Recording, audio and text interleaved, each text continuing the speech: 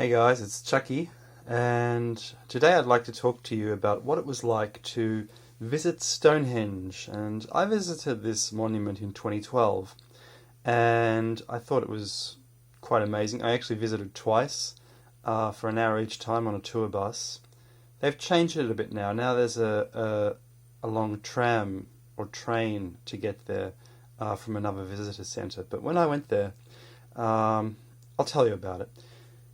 We drove over across the Salisbury Plain, and I thought, this is really grand. This is really a beautiful, beautiful landscape, and it's no wonder they put this monument here.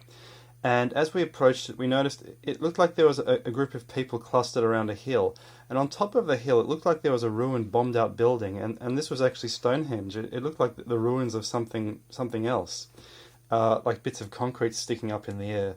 So anyway, they parked the bus and we went into the visitor centre. And yes, there's tickets, and we passed through that. And then you go down a tunnel. And as you come out of the tunnel, you go up a few steps, and you're basically next to Stonehenge. And there's like a rope around the monument, and there's a designated path, a gravel path, and you follow the path. And there are people with English heritage uniforms, with walkie-talkies, security guards, just to make sure no one gets off the path, and they really patrol it quite well. Now, another thing, we walked around the monument. We just started walking and walking, and as you approach it initially, you're quite close to it, so you have a close-up view. But for the rest of the track, which goes around the monument, you're actually far away from it. So as you continue circling around it, you go further and further back, and then you can get some panoramic shots of it.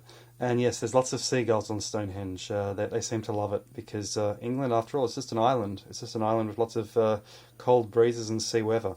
As you keep walking, you eventually cross the avenue, further away from the monument, where you can actually touch the heel stone. The heel stone may be older than Stonehenge. It actually dates from before the Sarsen Circle.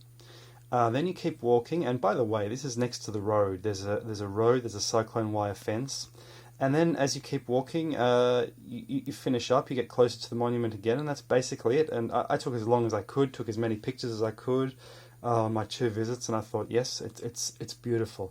And it's a pity that so much of it has been just destroyed and levelled by the ravages of time, the ravages of nearby farming and all the activity that's gone on. It's actually the centre of the city, a city that's so old that it's just disappeared. There's only nearby Amesbury, and that's about it.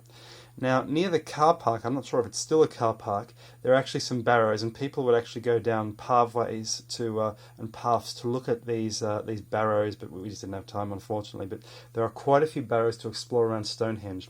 Stonehenge is actually on a hill. It's on a small hill, and when you're at Stonehenge, you can actually look around, look at the landscape around you, and you'll see barrows dotting the horizon. It's a huge, lost megalithic city and megalithic complex. This has been Chucky K, and it's been a pleasure talking to you.